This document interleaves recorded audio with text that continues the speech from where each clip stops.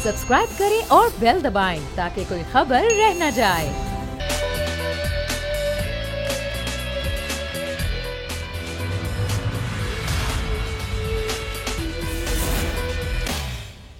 अस्सलामुअलैकुम नाज़रीन, प्रोग्राम में आपको खुशामदीद कहेंगे। मैं हूं आपके साथ सहरिश ज़ुहैब। नाज़रीन, इस प्रोग्राम में हम जिन मौज़ूआत पर बात करेंगे उनमें सबसे पहले कश्मीर इलेक्शन पर बात की जाएगी और नून लीग एहतजाज कर रही है। फैसला किया गया, हिकमत अमली तैयार करने का सोचा जा रहा है कि एहतजाज करना किस तरीके से है। और दूसरा, वज़ीर-ए-आज़म आज़ाद कश्मीर का फैसला भी होना बाकी है, जिसके लिए अब इंटरव्यूज़ होंगे। वज़ीर-ए-आज़म ने बाकायदा एक क्राइटेरिया बना दिया है, जो इस पर पूरा उतरेगा उसको वज़ीर-ए-आज़म आज़ाद कश्मीर बनाया जाएगा। क्या सूरत हाल है, क्या चहमगोइयाँ हैं, क्या चल रहा है, इस पर हम बात करेंगे। पाक अफगान ताल्लुकात पर बात होगी, इसके साथ साथ कोरोना वायरस पर भी हम बात करेंगे। सबसे पहले हम डिटेल्स ले लेते हैं, क्योंकि आज अगला वज़ीर-ए-आज़म कौन होगा, इस हवाले से वज़ीर-ए-आज़म हाउस में काफ़ी एक्टिविटीज़ चल रही हैं। हमारे नुमाइंदे शहबाज अहमद हमारे साथ मौजूद हैं, उनसे बात कर लेते हैं और जानते हैं कि इस वक्त वहाँ पर क्या हो रहा है, क्या क्राइटेरिया है, मुलाकात में क्या बातचीत हो रही है, मुशावरत क्या की जा रही है। जी शहबाज, आगाह कीजिएगा। जी बहुत शुक्रिया सहरिश।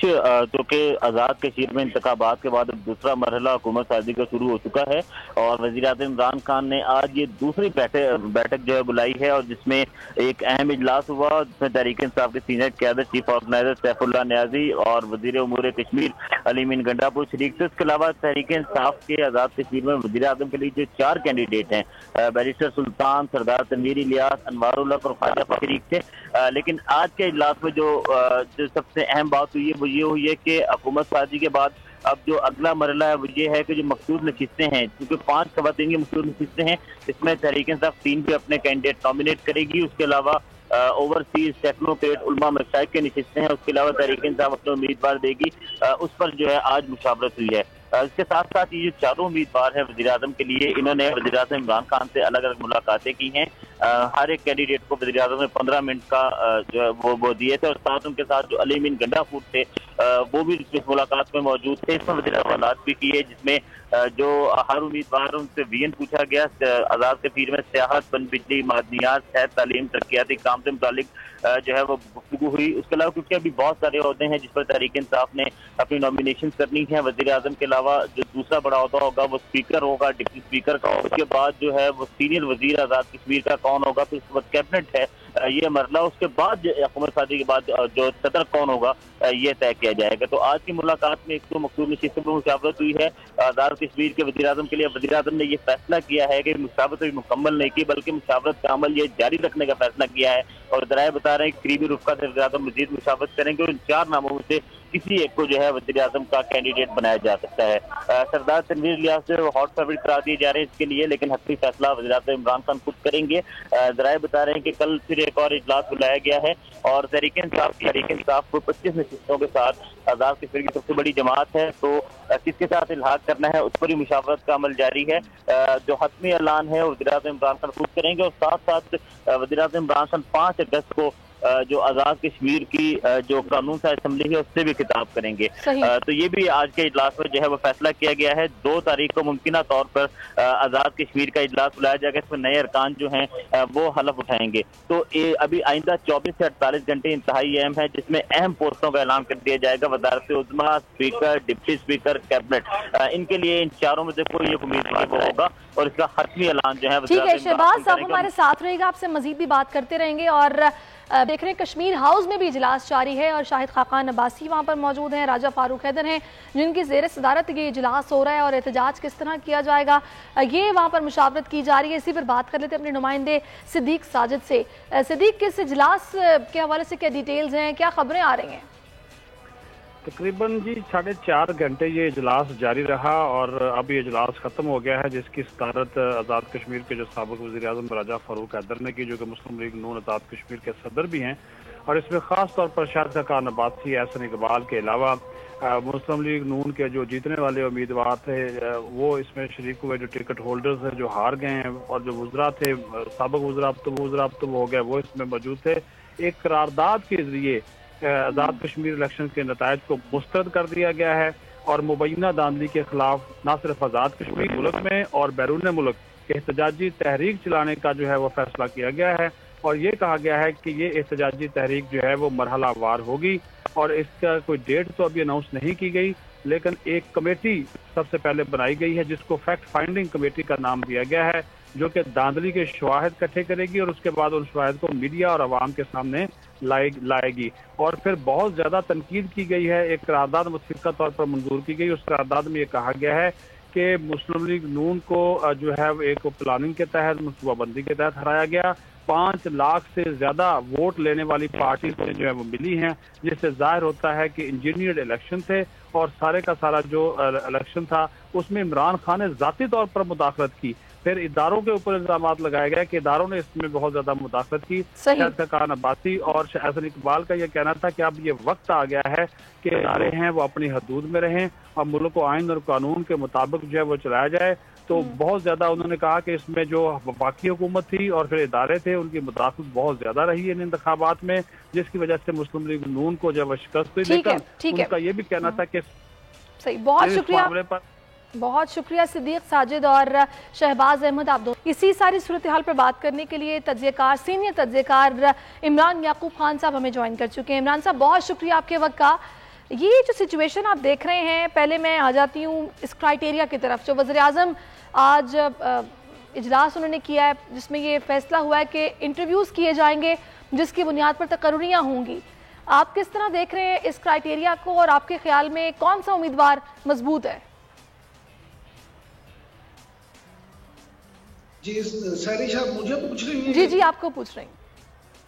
سوری مجھے پہلے کیونکہ آپ کی آواز نہیں آ رہی تھی، بالکل اب آپ کی آواز آنا شروع ہوئی ہے۔ دیکھیں وزیر اعظم عمران خان نے جو آج امیدوار ہیں یہ 4 ان سے جو ملاقاتیں کی ہیں 15-15 منٹ کی، اس سے پہلے کی اگر میں آپ کو بات بتا دوں کہ وزیر اعظم ہاؤس میں جو ہمارے ذرائع ہیں ان کے مطابق یہ طے کیا گیا ہے کہ مشاورت کے بعد جو فیصلہ ہوگا وہ تو ہوگا، لیکن آپ کو پتہ ہے ہمارے ہاں سیاسی نظام ایسا ہے کہ اصل فیصلہ تو وزیر اعظم نے خود ہی کرنا ہوتا ہے۔ مشاورت ہماری کسی بھی سیاسی جماعت میں اس طرح کی وہ آپ کہہ سکتے ہیں کہ جمہوریت نہیں ہے کہ جہاں پہ لوگوں کی رائے کا احترام کیا جائے، بلکہ یہ تو جو من پسند افراد ہوں ان میں سے کسی کو چن کے کہہ دیا جاتا ہے اور پارٹی کے دیگر ارکان اس کی حمایت میں بولنا شروع ہو جاتے ہیں اور کہتے ہیں واہ جی واہ کتنا اچھا فیصلہ ہوا ہے۔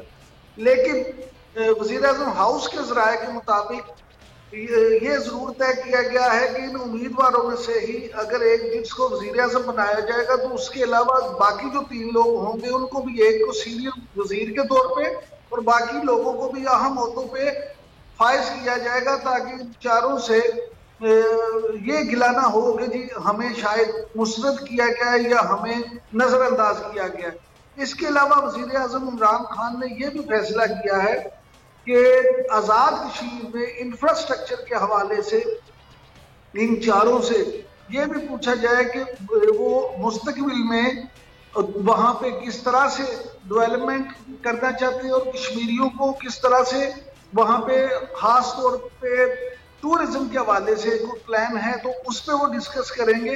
اور اس بات کو عمران خان مد نظر رکھنا چاہتے ہیں کہ آزاد کشمیر میں آنے والے دنوں میں آنے والے سالوں میں ٹورزم کو زیادہ سے زیادہ پروموٹ کیا جائے اور پوری دنیا سے غیر ملکی جو ٹورسٹ ہیں ان کو یہاں انوائٹ کیا جائے، اور اس کے ذریعے سے نہ صرف یہ کہ عمران صاحب جو آپشن زیر غور ہیں ان آپشنز میں جو شخصیات موجود ہیں آپ یقینی طور پر ان کا جو پاسٹ ہے اس سے بھی واقف ہوں گے، ان کے ٹریک ریکارڈ سے واقف ہوں گے۔ ابھی جو خبریں آ رہی کہا جا رہا ہے کہ باغ کے لوگ یہ چاہتے ہیں کہ سردار تنویر الیاس کو چنا جائے، اگر میرپور کی بات کی جائے تو وہاں کے لوگ چاہتے ہیں کہ بیرسٹر سلطان محمود کو چنا جائے، مظفر آباد والے چاہتے ہیں کہ انوار الحق صاحب کو چوز کیا جائے۔ تو آپ کی نظر میں اگر کشمیر کے انفراسٹرکچر کو، کشمیر کو بہتر بنانا ہے تو کون سا امیدوار آپ کی نظر میں بیسٹ چوائس ہوگا؟ دیکھیں گزارش یہ ہے کہ سردار تنویر الیاس جو ہیں وہ کافی لوگ چاہتے ہیں کہ وہ وزیر اعظم بن جائیں، اس کی بہت سی دیگر وجوہات بھی ہیں، لیکن اگر بیرسٹر سلطان محمود کی بات کی جائے تو وہ بہت ایکسپیرینسڈ آدمی ہیں اور وہ مسلسل 3ری دفعہ پی ٹی آئی کے ٹکٹ پہ الیکشن جیتے ہیں۔ اس کے علاوہ اگر انوار صاحب کی بات کی جائے تو وہ ایک پرانے پارلیمنٹیرین ہیں، سیاست کے دور پیچ کو بڑی اچھی طرح سمجھتے ہیں، اور پھر مظفر آباد میں کیونکہ وہ خود رہتے ہیں، مظفر آباد جو ہے وہ एक सदर मुकाम भी है, वहाँ का दारुल हुकूमत भी है, तो ये सारी चीजें देखना होंगी। लेकिन मैं समझता हूँ कि अगर इमरान खान मेरिट पे फैसला करें तो मेरे नजदीक तो शायद अनवार साहब के हक में फैसला हो जाए, लेकिन मुझे लगता है कि मेरिट से ज्यादा कुछ और चीजें चलेंगी और सरदार तनवीर के हक में फैसला हो सकता है। अच्छा, दूसरा अब आ जाते हैं नून लीग की पॉलिसी पर। ये जो नून लीग है, उन्होंने पहले तो एक करारदाद के जरिए इसको मुस्तरद किया इलेक्शन को, दरमियान में कुछ ऐसी बातें भी हुई थी कि कोहाला पुल पर बैठेंगे, वहाँ पर रोड्स को ब्लॉक किया जाएगा, ज़मीनी रास्ते मुनक़ता किए जाएंगे, लेकिन फिर उस पर इत्तेफाक नहीं हो सका। अब मुल्क गिर एहतजाज का फैसला किया गया, ना सिर्फ पाकिस्तान में बल्कि पाकिस्तान से बाहर भी। आप क्या समझते हैं जो इल्ज़ामात के लगा रहे हैं उसके लिए ज़ाहिर सी बातों को सबूत पेश करना पड़ेंगे, इलेक्शन कमीशन जाना चाहिए बजाय इसके कि सड़कों पर बैठे रोड्स को ब्लॉक करें या तहरीक चलाएं? देखिए सहरिश, ये बड़ा अच्छा सवाल आपने किया, लेकिन इसमें देखने वाली चीज ये है कि क्या मुस्लिम लीग का कारकुन एहतजाज करने वाला कारकुन है? क्या मुस्लिम लीग नून का कारकुन सड़कों पे आने वाला है? क्या मुस्लिम लीग नून का कारकुन इस वक्त इतना चार्ज है कि वो कोई एजिटेशन कर सके? अगर आप मेरा जाती ख्याल पूछे या जाती राय पूछे तो मैं नहीं समझता कि मुस्लिम लीग नून का कारकुन इस तरह का कारकुन है जो सड़कों पे आए और एहतजाज करे। मुस्लिम लीग नून के मामले में इस वक्त जो सबसे ज्यादा मैं समझता हूँ कि उसको जिस परेशानी का सामना है कारकुन को, उसको ये समझ नहीं आ रही कि उसने नवाज बयानिया के साथ चलना है या शहबाज बयानिया के साथ चलना है। इस वक्त अगर आप मियाँ शहबाज शरीफ की पॉलिसी देखें तो जिस तरह से वो मफामत की पॉलिसी को लेके चल रहे थे, अगर उनके बड़े भाई और मुस्लिम नून के कायद मियाँ नवाज शरीफ की तरफ से भी उसी पॉलिसी पे उन्हें सपोर्ट किया जाता तो आज शायद आज़ाद कश्मीर में सूरत हाल मुख्तलिफ होती।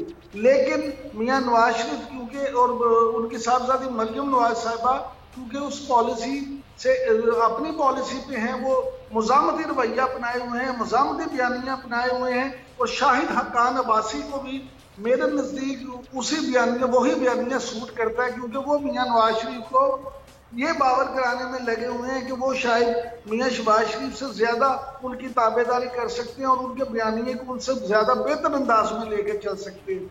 लेकिन मियाँ शहबाज शरीफ जिस तरह से मफामती बयानिए को लेकर चल रहे थे, अगर आप अपनी मुल्की सूरत हाल को देखें, सियासी सूरत हाल को देखें इस वक्त, और ख़ास तौर पर मुल्क के साथ जो हमसाया ममालिक हैं उनके साथ ताल्लुकात को देखें तो मैं समझता हूँ कि इस वक्त मुल्क को शायद मफामती बयानिए की ज़्यादा ज़रूरत है। नहीं तो इमरान साहब अगर हम वज़ीर आज़म ने जब कैंपेन के दौरान खिताब किया है तो उन्होंने वाज़ेह तौर पर ये बोला है कि आज़ाद कश्मीर में उनके लिए इसमें ज्यादा बेहतरी हो सकती है। सही। अच्छा, वज़ीर आज़म ने कैंपेन के दौरान वाज़ेह तौर पर बोल रहा है कि यहाँ पर हुकूमत आपकी, इलेक्शन कमीशन आपका, अमला आपका, तो धांधली कैसे हो सकती है? लेकिन अभी जो इल्ज़ामात लग रहे हैं, बाकायदा कहा जा रहा है कि वज़ीर आज़म इमरान खान ने खुद इन्वॉल्व होकर पॉलिटिकल इंजीनियरिंग करवाई है और यहाँ पर मनी लॉन्ड्रिंग हुई है, पैसा चला है। ये सब जो इल्ज़ामात लगाए जा रहे हैं, अब ये फैक्ट फाइंडिंग कमेटी इन्होंने बना दी है। आपको क्या लगता है ये फैक्ट फाइंडिंग कमेटी का बनना और इस तरह के इल्ज़ामात का लगना, ये सारे मामला तो इलेक्शन कमीशन को देखने चाहिए, ये लोग किस तरीके से इसको हैंडल करेंगे? अभी क्या फेस सेविंग के लिए कर रहे हैं? सैरिस, जब पाकिस्तान में कोई कमेटी बनाई जाती है तो आप समझिए कि वो कमेटी डल जाती है। मुझे तो नहीं लगता कि पिछले 73-74 साल में पाकिस्तान में कोई भी कमेटी बनी हो और उसका कोई नतीजा निकला हो। हमेशा वो जो कमेटी बनती है वो कमेटी डल जाती है और बगैर किसी नतीजे के मामला चलते हैं। इसी तरह इस मामले में भी आप देखेंगे कोई नतीजा नहीं निकलेगा, ये सिर्फ फेस सेविंग है। इसमें मुस्लिम लीग की क़यादत की कोशिश करेगी अपने कारकुन को इस तरह से मुतमिन किया जा सके। देखिए ये कौन सी हुकूमत ऐसी होती है जो इक़्तिदार में हो और अपने जीतने के लिए वो इस तरह के इक़दाम ना करे। ये बात ठीक है कि मुस्लिम लीग नून के 10 के करीब लोग जो थे वो इनको छोड़ के पीटीआई में चले गए, उनको शामिल किया गया पीटीआई में। लेकिन माजी में मुस्लिम लीग नून हो या पीपल्स पार्टी हो, तमाम सियासी जमातें ये रवैया करती हैं और ये पॉलिटिकल इंजीनियरिंग जो है हमारे इलेक्शन का एक हिस्सा बन चुकी है और हर जमात अपने से ये कोशिश करती है कि वो ज्यादा से ज्यादा पॉलिटिकल इंजीनियरिंग कर सके। सही। चलें देखते हैं अब इस मामले में क्या होता है और आगे चलकर क्या सूरत हाल सामने आती है। अलबत्ता इनका अपना इलेक्शन कमीशन था, अपना ही अमला था, अगर वहाँ पे इलेक्शन पे किसी भी किस्म के तहफ़्फ़ुज़ात हैं تو ان کو چاہیے کہ ثبوتوں کے ساتھ الیکشن کمیشن میں جائیں اور انہی حلقوں میں دوبارہ پولنگ ہو جائے. اب یہ خود سے احتجاج کرنا, وہ بھی ملک گیر احتجاج کرنا, روڈز کو بلاک کرنا یا باہر نکلنا, یہ کچھ سمجھ سے باہر ہے. لیکن وہی آپ نے جو بات کہی کہ اپنے جو کارکنان ہیں ان کو بھی تو کچھ اطمینان دلانا ہے نا, اپنی فیس سیونگ کے لیے کچھ نہ کچھ تو کرنا ہے. آگے بڑھتے ہیں. ایک اور بہت اہم معاملہ ہے صاحب, جو کہ ہے ترین گروپ کے رکن پنجاب اسمبلی نذیر چوہان صاحب کا, جن کا 2 روزہ جسمانی ریمانڈ اور ان کو FIA کے حوالے کیا گیا ہے. یہاں پر اس سارے معاملے میں جو الزام لگا ہے, جس کی انہوں نے وضاحت بھی کی کہ بھئی ایسا کچھ نہیں ہے اور میرے خاندان کو الٹا یہ ان کی زندگی کو خطرے میں ڈالا گیا, اس طرح کی مہم چلائی گئی ہے. یہ عمران صاحب, آپ اس سارے معاملے کو کس طرح دیکھ رہے ہیں؟ سننے میں یہ آ رہا ہے جہانگیر ترین صاحب کہتے ہیں کہ جی میں نے تو یہ سنا ہے کہ وہ چاہتے ہیں کہ وہ ٹی وی پر آ کے وضاحت دیں. آپ سمجھتے ہیں کہ ٹی وی پہ آ کے وضاحت دینا ضروری ہے ان کے لیے؟ دیکھیں, سب سے پہلی بات تو یہ ہے کہ اس طرح کا الزام عائد کرنا کسی پر بھی میں اس کو اتنا مناسب کام نہیں سمجھتا, کیونکہ اس سے واقع ہی کسی کے مذہبی عقائد کو اس طرح سے کرنا اور الزام خاص طور پہ لگانا, یہ اسلام بھی ہمیں, ہمارا دین بھی ہمیں اس سے منع کرتا ہے. اور خاص طور پہ اس پہ تو باقاعدہ بہتان تراشی پہ تو اسلام میں نہ صرف ممانعت ہے بلکہ اس کی سزا بھی مقرر کی گئی ہے. لیکن اگر کوئی معاملہ ایسا ہو بھی تو جس طرح کی اس وقت سچویشن ہے اس میں کسی کی جان کو خطرے میں ڈالنا یا کسی کو اس طرح سے لوگوں کو اشتعال دینا کسی طور بھی مناسب نہیں ہوتا.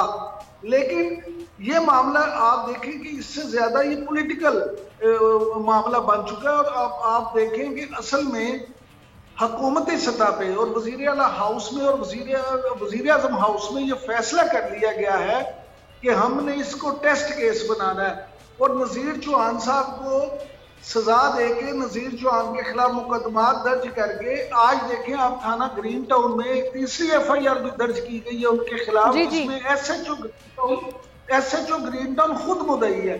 اس کا مطلب یہ ہے کہ اسٹیٹ اب اس کے خلاف مدعی بن گئی ہے. یہ چیز یہ ظاہر کرتی ہے کہ وزیر اعلیٰ ہاؤس میں, وزیر اعظم ہاؤس میں یہ فیصلہ کر لیا گیا ہے کہ ترین گروپ کو سبق سکھانے کے لیے ان کو ان پر سختی کی جائے, ان کو جو ہے اس بات کا احساس دلایا جائے کہ اب آپ کے ساتھ کوئی رعایت نہیں ہوگی اور ہم آپ سے پوری طرح سے سختی سے نپٹیں گے. دوسری طرف اس بات سے ترین گروپ کو یہ موقع ضرور ملے گا کہ وہ یہ کہہ سکتے ہیں کہ ہمیں پولیٹیکل وکٹمائزیشن کا نشانہ بنایا جا رہا ہے, ہمارے خلاف جان بوجھ کے اس طرح کے یہ کیسز بنائے جا رہے ہیں.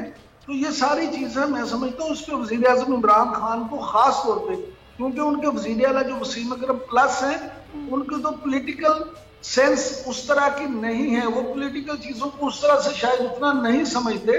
لیکن عمران خان صاحب کو تو ان کی 22 سالہ جدوجہد تھی, پھر 3 سال اب بطور وزیر اعظم بھی ہو گئے, تو 25 سال میں اتنا سمجھ جانا چاہیے تھا کہ اپنے لوگوں کے ساتھ, اپنے موسم کے ساتھ آپ کو یا مجھ کو جہانگیر ان سے 1001 اعتراض ہو سکتا ہے. ٹھیک ہے, چلیں دیکھتے ہیں. اب تو یہ معاملہ جو ہے وہ بدل گیا ہے, پولیس FIA کے زیر حراست ہیں, وہ اس معاملے میں آگے چل کر کیا ہوتا ہے تو پتہ چل ہی جائے گا. البتہ وہ یہ بول رہے ہیں کہ سیاق و سباق سے ہٹ کر پیش کیا جا رہا ہے, ان کے خلاف کیمپین چلائی جا رہی ہے اور مذہبی منافرت پھیلانے کی کوشش ہو رہی ہے, میرے خاندان کی جان کو خطرے میں ڈالا جا رہا ہے, جو کہ کسی طور بھی ٹھیک نہیں ہے. بہت شکریہ آپ کا عمران یعقوب خان صاحب, آپ ہمارے ساتھ موجود رہے. ناظرین آگے بڑھتے ہیں, اب کچھ پاک افغان تعلقات پر بات کرتے ہیں. وزیر اعظم عمران خان نے کہا ہے کہ افغان رہنماؤں کا پاکستان کو افغان بحران کا ذمہ دار ٹھہرانا انتہائی افسوسناک ہے. ہم نے ریفیوجیز کو پناہ دی اپنے پاس, پیسہ خرچ کیا, ان کو اپنے پاس رکھا, ان کا خیال رکھا.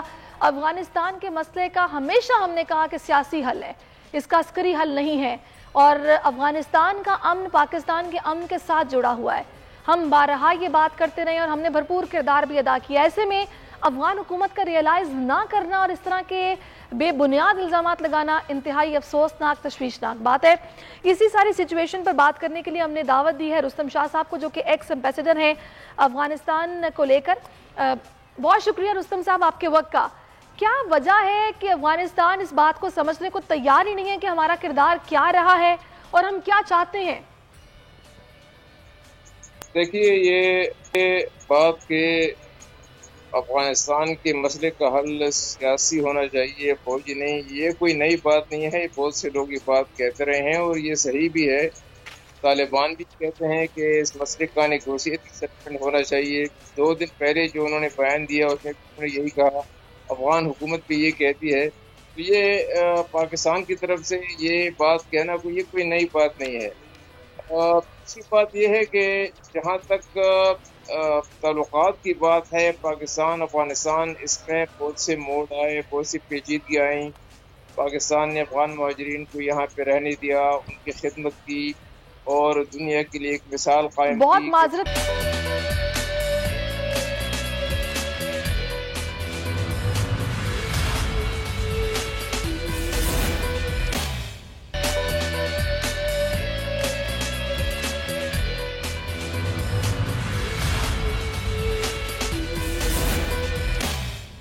کووڈ کی بات کرتے جس کی 4th ویو ہے، صورتحال کافی سنگین ہے. اسی پر بات کرنے کے لیے ہم نے دعوت دی ہے سیکرٹری جنرل پی ایم اے ڈاکٹر قیصر سجاد صاحب کو. ڈاکٹر صاحب بہت شکریہ آپ کے وقت کا. کہیے گا ابھی کیا سچویشن ہے، آن گراؤنڈ ریئلٹیز کیا ہیں، کیا چل رہا ہے اور ہسپتالوں میں کیا صورتحال ہے؟ ہلو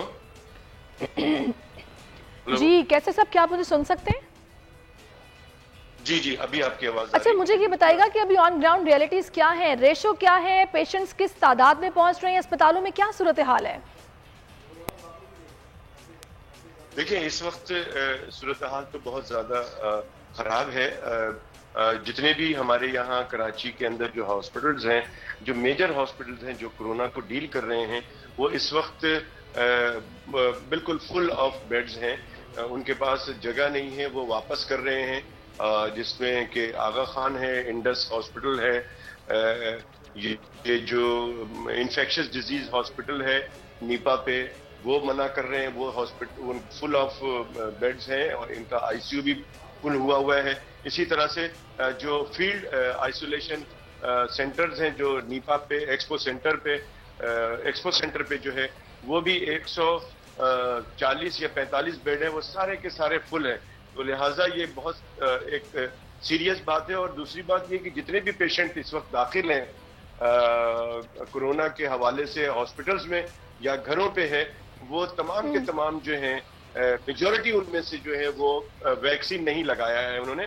بغیر ویکسین کے تقریباً 85 to 90% لوگ ایسے ہیں اور 10 سے 15% وہ لوگ ہیں جن کو کہ ویکسین لگی ہوئی ہے اور ان کو کورونا کا انفیکشن ہوا ہے. لیکن ان کو علامات جو ہے بہت معمولی علامات ہیں اور کچھ اکا دکا ہے جو کہ ان کو سیریس علامات ہیں. لیکن ایشو یہی ہے کہ جو ویکسین لگائے ہوئے نہیں ہیں لوگ، وہ زیادہ پرابلم میں ہو رہے ہیں. اور میں سمجھتا ہوں کہ اس کو ابھی روکنا پڑے گا. اچھا ڈاکٹر صاحب، آپ لوگوں نے مطالبہ کیا تھا 15 روز کے مکمل لاک ڈاؤن کا، جس کو آج یکسر مسترد کیا گیا ہے. اسد عمر صاحب کہہ رہے ہیں کہ ملک کو بند کیے بغیر ہمیں کورونا کا مقابلہ کرنا ہے. تو اب اگلا لاہ عمل کیا ہونا چاہیے؟ اگر لاک ڈاؤن مکمل نہیں لگنا چاہیے تو حالات کس بات کا تقاضا کرتے ہیں؟ اسمارٹ لاک ڈاؤن، علاقوں کو سیل کیا جائے یا کیا ہونا چاہیے؟ دیکھیں ابھی جو کراچی میں سندھ گورنمنٹ نے جو اسمارٹ لاک ڈاؤن لگایا تھا اور جو بازار بھی بند کیے، 6 بجے کا ٹائم ہو گیا، کاروبار 6 بجے تک کا ہو گیا، یہ سب کرنے کا فائدہ تو کچھ نہیں ہوا. یہ اسمارٹ لاک ڈاؤن اور دوسری چیزیں یہ دنیا میں کامیاب نہیں ہیں. جتنے بھی بڑے جو ممالک جنہوں نے یہ کورونا کو کنٹرول کیا ہے، انہوں نے لاک ڈاؤن مکمل طور پہ کیا ہے اور اسی طرح کیا ہے. میں سمجھتا ہوں کہ حکومت زیادہ بہتر سمجھتی ہے. ہم تو as a doctor, as a clinician مشورہ دے سکتے ہیں کہ یہ چونکہ ایک انڈین ویریئنٹ ہے اور یہ بہت تیزی سے ایک سے دوسرے میں پھیلتا ہے، بہت تیزی سے. اور یہی وجہ ہے کہ اس وقت جو میں مریضوں کو ٹیلی فون پہ دیکھ رہا ہوں، گھروں پہ ہیں کورونا کے، ان کی فیملی جو ہے وہ بیمار ہوئی ہے، کورونا میں انفیکٹڈ ہیں، تمام گھر کے تمام افراد بچوں سمیت. تو لہٰذا میں سمجھتا ہوں کہ اس کے پھیلاؤ کو روکنا ہے. اگر آپ پھیلاؤ کو نہیں روک سکیں گے تو خدا نہ خواستہ یہ انڈیا والی ہمارے پاس سچویشن. اچھا ابھی ہم لوگوں نے دیکھا ڈاکٹر صاحب کے پی میں ڈور ٹو ڈور کورونا ویکسینیشن کے عمل کا آغاز کیا گیا، جو کہ آج کچھ تعطل کا شکار ہو گیا ہے. اگر کراچی میں صورتحال اتنی بگڑ گئی ہے، یہاں پہ کرٹیکل ہو گئی ہے، تو آپ کے خیال میں کیا یہ تجویز بہتر نہیں رہے گی کہ یہاں پر بھی کوئی ایسی مہم کا آغاز کیا جائے کہ ڈور ٹو ڈور ویکسین لگائی جائے یا پھر دیکھا جائے، مانیٹر کیا جائے سچویشن کو کہ کتنے لوگ رہ گئے ہیں؟ زیادہ سے زیادہ لوگوں کو ویکسینیٹ کرنے کے لیے اقدامات کرنے کی ضرورت ہے. बिल्कुल जरूरत है। ये तो एक अलग प्रोसीजर है, लेकिन इस वक्त जो आपके नंबर ऑफ केसेस जो बढ़ रहे हैं, इसको भी तो कंट्रोल करना पड़ेगा ना आपको। अगर अभी आप इसको नहीं कंट्रोल करते हैं और डोर टू डोर जाकर वैक्सीन लगाते हैं तो वो तो बीमारी तो बढ़ती चली जाएगी, तो वो कोई अच्छी स्ट्रेटजी नहीं होगी। हाँ, ये डेफिनेटली आपकी बात से एग्री करता हूं कि वैक्सीन जितनी जल्दी लगेगा लोगों को क्या है, वैक्सीनेशन जितनी लगेगी उतना बचेंगे वो लोग जिनके जहनों में इस तरह के वहम हैं या फिर ख्यालात हैं कि कोरोना वायरस कुछ नहीं है, ये जस्ट एक प्रोपेगेंडा है, ये बातें हो रही हैं। तो खुदारा अपने आप को बचाएं, अपनी फैमिलीज को बचाएं, वैक्सीनेशन लगवाएं और जितना हो सके एसओपीज को फॉलो किया जाए, यही कहा जा रहा है डॉक्टर साहिबान की तरफ से। आज सुबह से अब तक जितने भी डॉक्टर से बात हुई है उन सब ने बोला है कि इलाज सिर्फ एक है और अपनी हिफाजत खुद करनी है, और इलाज सिर्फ ये है कि एसओपीज को फॉलो करें, सोशल डिस्टेंसिंग का ख्याल रखें, मास्क लगाएं और 30 सेकंड तक अपने हाथों को धोएं और कोशिश करें गैदरिंग में ना जाएं। बहुत शुक्रिया डॉक्टर कैसर सजाद, आप हमारे साथ मौजूद थे। सूरत हाल की संगीनी को हमें खुद ही समझना पड़ेगा। मीडिया पर बार बार इस हवाले से ट्रांसमिशंस हो रही हैं, प्रोग्राम्स में बातें हो रही हैं, शोर मचाया जा रहा है कि सूरत हाल की जो संगीनी है, सेंसिटिवनेस है, उसको समझें।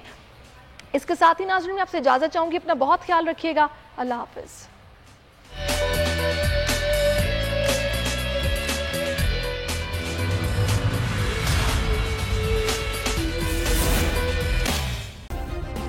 सब्सक्राइब करें और बेल दबाएं ताकि कोई खबर रह न जाए।